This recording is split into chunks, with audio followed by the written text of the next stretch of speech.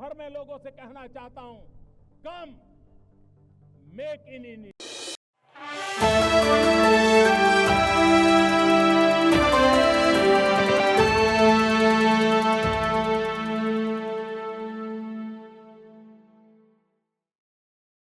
नमस्कार साथियों, चुनाव दर चुनाव हार और जनता से नकार दिए जाने वाले एक नेता, जिनके नेतृत्व में लगभग 90 चुनाव कांग्रेस पार्टी हारी, उनकी हताशा निराशा दिन पर दिन बढ़ती जा रही है और आरोपों की राजनीति को इन्होंने अपना आभूषण बना लिया है। जब इन्हीं के लगाए गए आरोपों को ऑथेंटिकेट करने के लिए कहा जाता है तो पीठ दिखाकर भाग जाते हैं, शपथ पत्र देने के लिए कहा जाता है तो मुकर जाते हैं। गलत और निराधार आरोप लगाना राहुल गांधी जी की आदत बन गई। It has become a habit of Shri Rahul Gandhi to make incorrect and baseless allegation, और बार बार आरोप लगाने के बाद माफी मांगने का काम और कोर्ट से फटकार खाने का काम राहुल गांधी जी का हो गया है। आप देखिए, राफेल हो, चौकीदार चोर हो, या फिर सावरकर जी या आरएसएस की बात, या फिर पेगासस के मामले, इन सब पे इनको फटकार ही लगी है। कई बार कोर्ट में माफी मांगनी पड़ी। तो कीचड़ उछालो और भाग जाओ हिट एंड रन के मामले राहुल गांधी जी के कई हैं।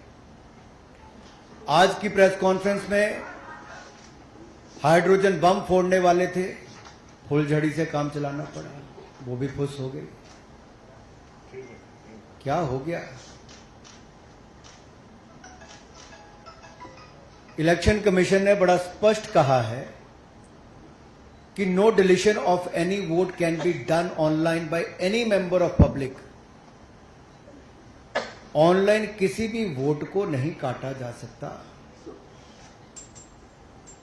और no deletion can take place without giving an opportunity of being heard to the affected person.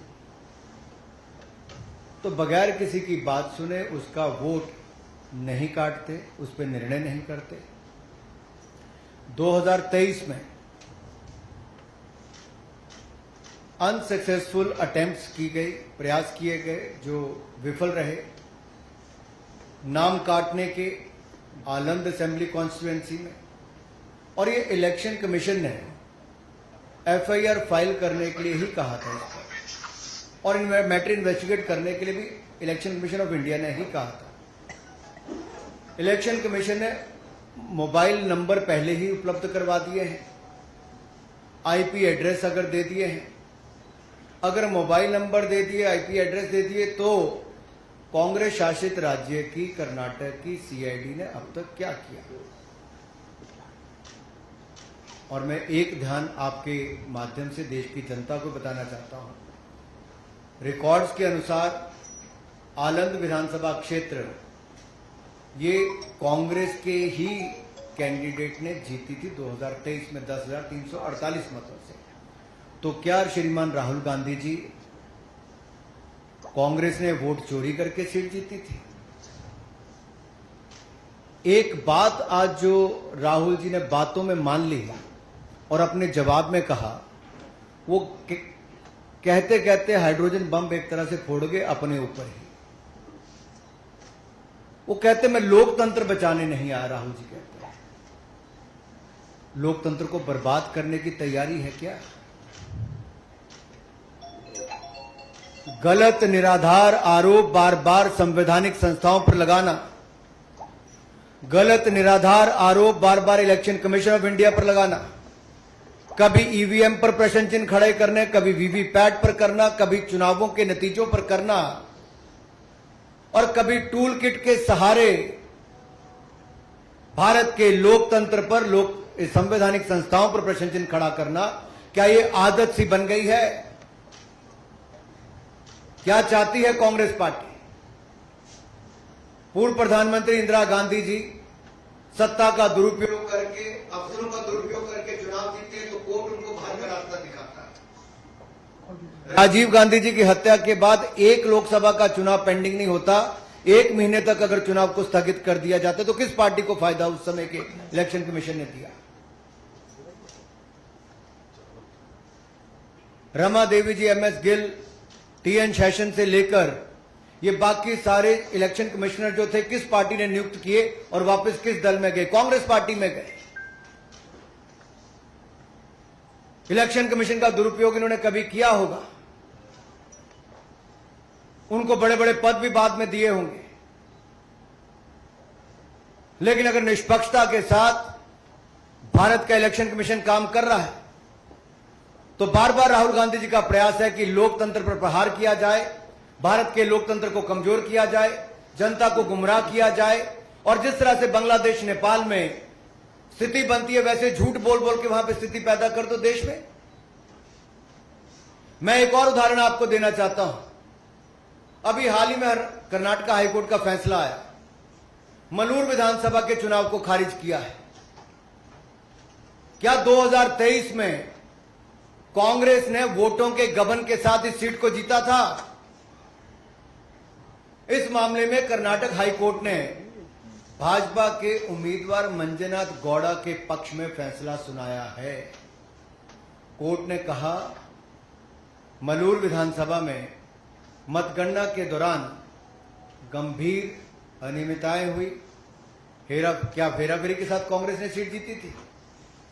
Rahul ji, जवाब देना पड़ेगा आपको और कांग्रेस पार्टी को।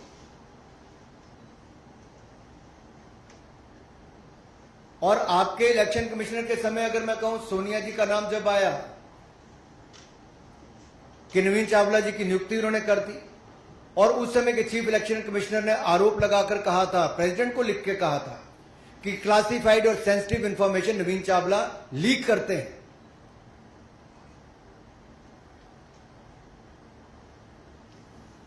कुछ सवाल आज मैं और पूछना चाहता हूं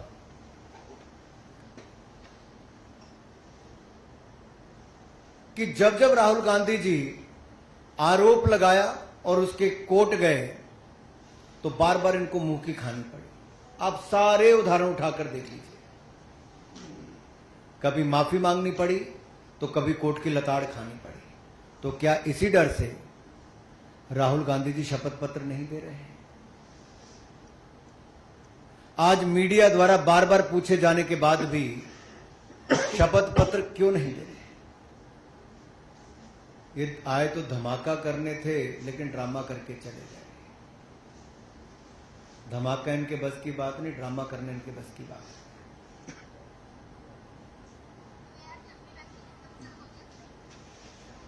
और अगर इतना ही दम आपके तर्कों में है तो आप कोर्ट क्यों नहीं जाते? इलेक्शन कमीशन तो आपको बार बार कहा सबूत दो, हल्फनामा दो, ना आप सबूत दे पाते हो और गलत आरोप लगाते हो।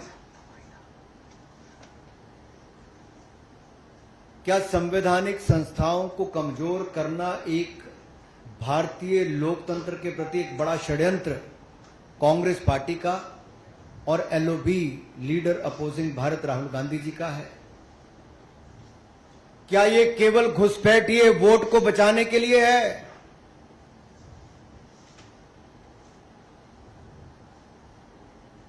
अपने हर तर्क में वो बात करते हैं SC, ST, OBC की, अल्पसंख्यक की, लेकिन उन्हीं के वोट की ताकत को कम करने का प्रयास राहुल गांधी जी और कांग्रेस पार्टी कर रहे हैं। क्या घुसपैठियों के वोट को बचाने के लिए infiltrator first politics is the sole agenda of mister Rahul Gandhi and Congress party? Is Congress trying to protect infiltrators and their voting rights? Rights तो है नहीं, लेकिन अधिकार दिलाना चाहते हैं। राहुल जी के बयानों ने बार बार बताया है कि वो घुसपैठियों के साथ है और देश के SC, ST, OBC अल्पसंख्यकों के वोट को कम करना चाहते हैं।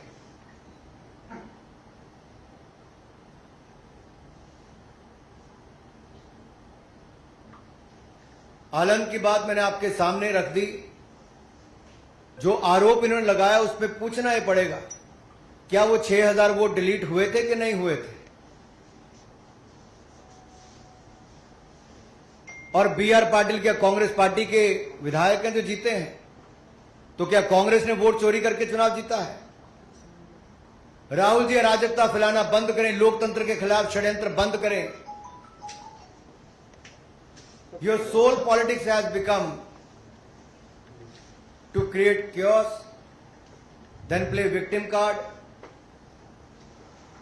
and you are always trying to delegitimize democracy. आप ना शपथ पत्र देते हैं, ना सबूत देते हैं, आप केवल आरोप लगाने का काम करते हैं। इसका मतलब कांग्रेस का भारत के लोकतंत्र में, संवैधानिक संस्थाओं में, इनमें विश्वास नहीं है। केवल अराजकता फैलाना, अनरेस्ट पैदा करना और भारत को डिस्टेबलाइज करने का एक षड्यंत्र टूल किट गैंग के माध्यम से क्या आप लोग रचने जा रहे हैं, कर रहे हैं प्रयास? लेकिन आप जितने मर्जी प्रयास करिए, भारत के लोकतंत्र को भारतीय जनता पार्टी मजबूत करने के लिए हर कदम उठाएगी और घुसपैठियों को, जिनको आप वोट दिलाना चाहते हो, उन घुसपैठियों को बेनकाब करने का काम भी हम करेंगे। और ये आपकी घुसपैठिए बचाव राजनीति को भी बेनकाब हमने किया है और आगे भी करते रहेंगे। देखिए, ध्रुवीकरण कांग्रेस का प्रयास लगातार शुरू से रहा है और ये तुष्टीकरण की राजनीति आज कांग्रेस को इस स्थान पे ले आई कि 2014, 2019, 2024 में भी हारे। मुश्किल से नेता प्रतिपक्ष इनके बन पाते हैं, लेकिन जब पद मिला तब एलओपी ने उसको एलओबी, लीडर अपोजिंग भारत का पद बना दिया। क्या कांग्रेस और विपक्षी दलों के पास तुष्टीकरण के अलावा कोई और राजनीति नहीं रही? क्या घुसपैठियों को बचाने के अलावा इनके पास कोई मुद्दा बिहार में नहीं रहा? क्या बिहार के विकास को देखकर कांग्रेस की आंखें इतनी बंद हो गई कि आज वो केवल घुसपैठियों के सहारे बिहार के चुनाव में जाना चाहते हैं? क्या कोई और सहारा इनके पास बचा नहीं है? और आज देख लीजिए, जैसे पहले राहुल जी ने माफिया मांगी है, बिहार के चुनाव के बाद भी माफी मांगने वाले हैं। देखिए, शायद वो भूल गए कि बाबा साहब अंबेडकर, जिनको कांग्रेस पार्टी ने उस समय भी जिस तरह से जलील करके पार्टी से बाहर निकाला, चुनाव भी हरवाए, बाबा साहब अंबेडकर के दिए संविधान पर प्रश्न चिन्ह कांग्रेस पार्टी ने उठाकर बार बार संशोधन किए, उनको राजनीति से बाहर करने का रास्ता दिखाया। शायद राहुल जी भूल गए, भारत की ताकत वो भारत का लोकतंत्र है जो इसको और मजबूत करता है। भारत के युवा हैं जो जागरूक करते हैं। भारत के युवाओं ने अगर भारत को थर्ड लार्जेस्ट स्टार्टअप इकोसिस्टम बनाया है, नरेंद्र मोदी जी के नेतृत्व में अगर भारत दुनिया की चौथी बड़ी अर्थव्यवस्था बना है और भारत के बढ़ते कदमों को देखकर ब्राइट स्पॉट और इकोनॉमी जो सबसे तेजी से बढ़ रही, दुनिया आज भारत की और एक उम्मीद की तरह देख रही है, तो इनको लगता है कैसे ना कैसे लोकतंत्र को ही कमजोर कर दिया जाए, संवैधानिक संस्थाओं को कमजोर किया जाए। और जो ये सवाल और खुश होते हैं जब किसी देश ने हमारे ऊपर टैरिफ लगाने की बात कही तो कांग्रेस खुश हो रही थी, लेकिन शायद वो भूल गए कि भारत की अपनी एक बड़ी ताकत है। भारत झुकता नहीं, भारत अपनी ताकत के साथ खड़ा रहता है। तो आप चाहे भारत को गिराने का प्रयास करें, लोकतंत्र को शर्मसार करने का प्रयास करें, लोकतंत्र पर प्रहार करें, भारत का लोकतंत्र कमजोर नहीं होगा, चाहे कांग्रेस जितना मर्जी प्रयास कर ले, चाहे घुसपैठियों के दम पे ही। बिल्कुल भी नहीं। हमने बड़ा स्पष्ट करके कहा कि अगर जनता द्वारा बार बार नकारे जाने पर 90 बार जिनके नेतृत्व में कांग्रेस पार्टी चुनाव हार गई, वो आज भी ये मानने के लिए तैयार नहीं कि जनता ने उनको चुनाव हरवाया है, और उल्टा वो लोकतंत्र और संवैधानिक संस्थाओं पर प्रश्न चिन्ह खड़ा करते हैं, तो इसमें बहुत बड़ी दिक्कत है। उनसे मैं यही कहूंगा राहुल जी के लिए, उम्र भर राहुल जी भूल करते रहे, उम्र भर राहुल जी भूल करते रहे, दोष खुद में था, आयोग पर आरोप पर करते रहे, लगाते रहे। ये तो आपने स्वयं उत्तर ही दे दिया इसमें। तो क्या राहुल जी जब 2 बार चुनाव जीते, 2 जगह से जीते ना, पिछली बार, उससे पिछली बार 1 सीट से हार गए थे, 1 से जीते थे, इस बार 2 सीट से जीत गए। तो जब जीतते हैं तब उनको कुछ नजर नहीं आता है, तब वो ईवीएम भूल जाते हैं, वीवीपैट भूल जाते हैं, वोट चोरी के आरोप भूल जाते हैं, तब जीत उनकी है। अगर हार जाए तो इलेक्शन कमीशन दोषी है। और SIR से किसका भला होगा? जो जेन्युइन वोटर है, चाहे वो किसी भी जात, किसी भी धर्म, किसी भी क्षेत्र से आता होगा, जिसका वोट का अधिकार है, उसको वोट मिलता है, तो यहां गरीब और अमीर, किसी भी जाति, किसी भी धर्म के व्यक्ति का एक समान अधिकार है। लेकिन अगर आप देश से बाहर से जो घुसपैठ करके आए हैं, अगर राहुल गांधी जी विपक्ष के साथ मिलकर उनका वोट बनाते हैं, तो भारतीय वोटर के वोट का नुकसान करने का प्रयास करते हैं। तो देश को यह देखना है राहुल गांधी जी घुसपैठियों के साथ क्यों खड़े हैं।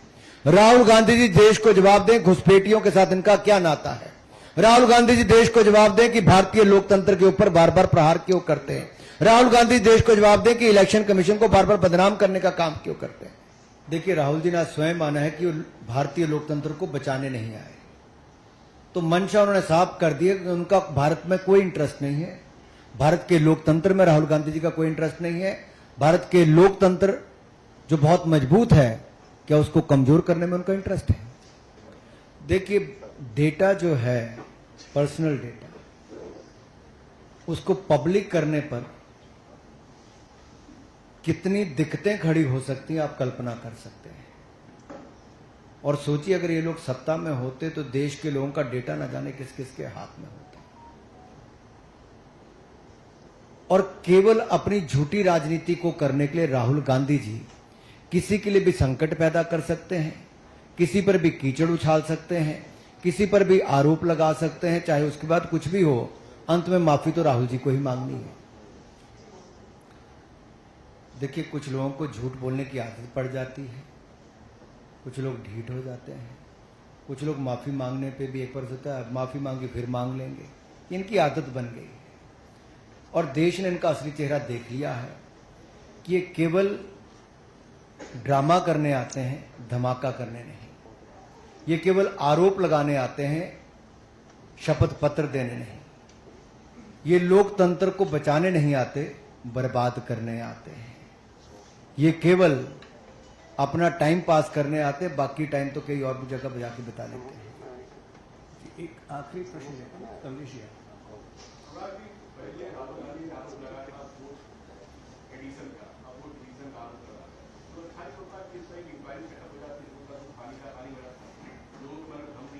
मैं आपसे पूछता हूं, अगर 2023 में अटेम्प्ट हुआ वोटर डिलीशन का और उस पे इलेक्शन कमीशन ने ही मोबाइल नंबर और IP एड्रेस, जो प्रज्ञा जी का भी सवाल था कि मोबाइल नंबर और IP एड्रेस अगर इलेक्शन कमीशन ने पहले उपलब्ध करवा दिए, तो कर्नाटक की CID को क्या उसकी जांच करनी चाहिए? अगर ऐसा है तो किसकी जिम्मेदारी है? और नहीं हुई तो क्यों नहीं हो पाई? अगर ये सारे बात तो इलेक्शन कमीशन इसका जवाब देगा। मैं तो केवल आपके लिए इसलिए कह रहा हूं कि आखिरकार इलेक्शन कमीशन ने अपना काम कर दिया, और अगर इलेक्शन कमीशन ने कहा कि ऑनलाइन किसी का वोट नहीं कट सकता और बगैर किसी को पर्याप्त समय दिए और उसकी बात सुने बिना उसका वोट नहीं कट सकता, तो फिर राहुल जी जो आरोप लगा रहे हैं वो निराधार है। इसीलिए वो शपथ पत्र एफिडेविट देने से घबरा रहे हैं। इसीलिए राहुल गांधी जी बार बार आते हैं, कई बार धमाका करने की बात करते हैं, ब्लैक एंड व्हाइट करने की बात करते हैं, लेकिन सब ब्लैक ही करके चले जाते हैं।